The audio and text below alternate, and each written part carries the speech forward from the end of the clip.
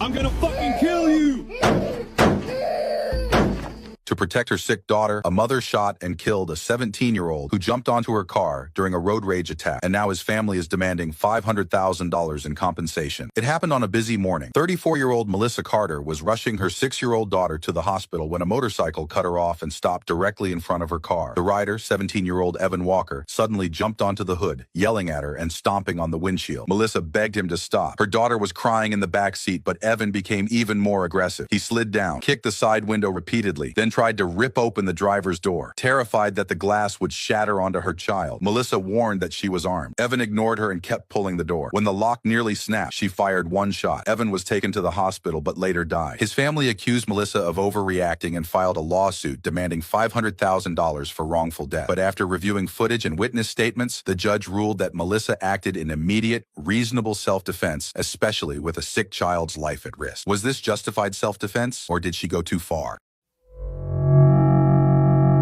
NYC subway station used a skateboard to knock down a homeless man who was attempting to attack him with a knife, which resulted in the homeless man being killed by an oncoming train and now faces murder charges. On the afternoon of the incident, 53-year-old homeless man Edmund Clark and 28-year-old citizen Jeffrey Robinson got into a verbal altercation on the platform. At the time, Jeffrey was holding a skateboard while Edmund concealed a knife behind his back and slowly approached Jeffrey. After Jeffrey sensed the danger, he directly struck Edmund in the face with the skateboard in his hand, causing him to lose balance, fall down, and tumble onto the tracks. At that moment, a train was entering the station and Edmund's life was instantly ended. Jeffrey was subsequently charged with intentional murder. The prosecution argued that Jeffrey's actions constituted active homicide, reasoning that although Edmund was holding a blade at the time, he had not yet launched a direct attack on Jeffrey. However, Jeffrey maintained that his actions were self-defense that resulted in an accidental outcome. He argued in his defense, "I saw the knife in Edmund's hand. If I hadn't acted, he very likely would have stabbed me to death." But the court repeatedly reviewed the footage and ultimately determined that Jeffrey was guilty of second-degree manslaughter, sentencing him to 6 years in prison. So do you think Jeffrey's actions constituted self-defense or intentional murder? Leave your thoughts in the comments.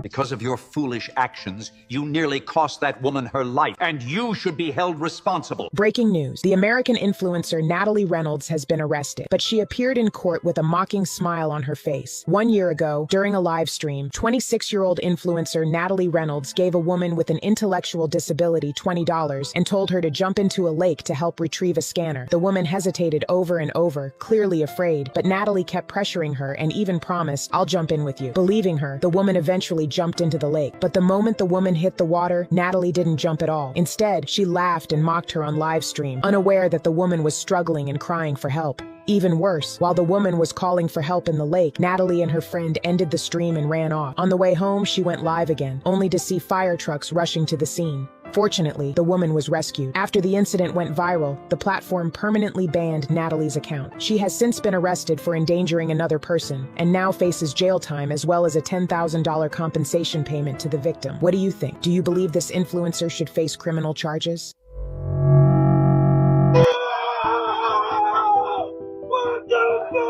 When a father came home, he found his 5-year-old daughter at the bottom of the swimming pool. His wife, Emily Carter, was supposed to be watching her, but she didn't realize their daughter Ava was missing until her husband, Daniel Carter, walked in and asked where she was. Normally, Ava would run to hug him the moment he got home, but this time, the house was silent. Emily was glued to her phone and assumed Ava was still inside playing with her toys. Daniel called out for Ava but got no response. Growing more panicked, he searched the entire house, then rushed to the backyard. When he lifted the pool cover, he saw Ava lying at the bottom. Without hesitation, Daniel jumped into the pool and began CPR, screaming her name. Sadly, Ava had already stopped breathing. When 911 arrived, paramedics determined she had been in the water for nearly 3 hours. During that entire time, Emily had been chatting with a friend, believing Ava was safely inside the house. In anger and grief, Daniel demanded to know why Emily hadn't been watching their daughter. Emily broke down and said Daniel had neglected the family because of his work and wasn't a good husband. A few days later, Daniel sued his wife for negligent supervision, arguing that as a mother, Emily had a legal duty to watch their child. However, the court ruled that it was a tragic accident. Emily had not intentionally ignored Ava, and the situation was not something she could reasonably have foreseen. The judge ultimately dismissed Daniel's lawsuit.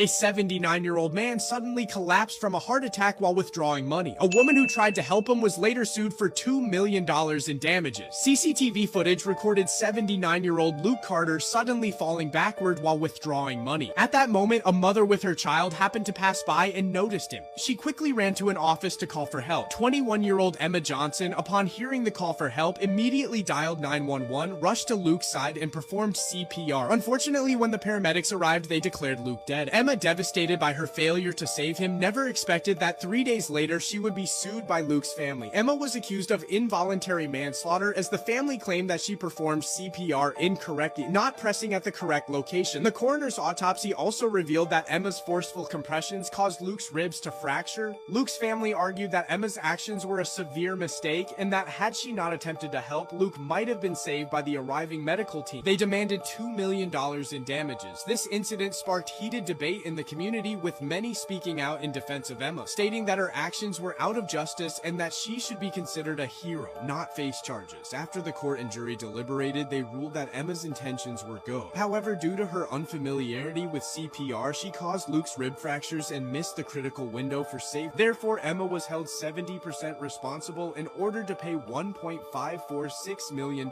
in damages to Luke's family. Do you think the verdict was fair? You saw a motherfucker with tattoos. Why would I be holding a gun like this right here? Who? An arrogant officer mistook a man's gas pump nozzle for a submachine gun and immediately pulled his weapon on him. Show me your hands. Okay. Place your hands behind your back.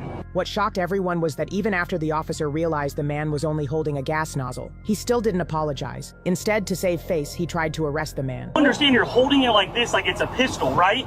No, I was showing her to cut the pump on. Man, that don't look like no gun when you see this bitch right here swinging. I didn't see that, sir. Man, yeah, you saw what you wanted to see. You saw a motherfucker with tattoos. Why would I be holding a gun like this right here?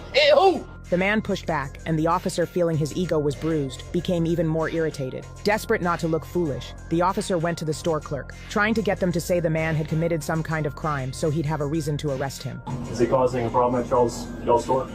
The whole incident started when the officer was heading to refuel his patrol car. He noticed a tattooed man and immediately assumed he was dangerous and holding a submachine gun. The officer drew his gun and went into full combat mode.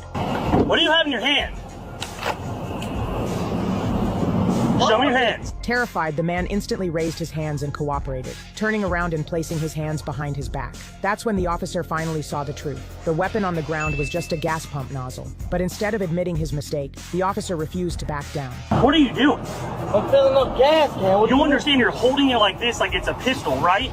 No, I was showing her to cut the pump on. Okay, but that's not what it looks like to the motoring public on the roadway. The man explained he was simply helping a worker fix a broken pump, but the officer insisted the nozzle looked like a machine gun and claimed the man had caused a public disturbance. He demanded the man's ID. Even then, the officer didn't apologize or answer the man's questions, determined to protect his authority. But you understand you're holding it like this and it looks like a handgun, right?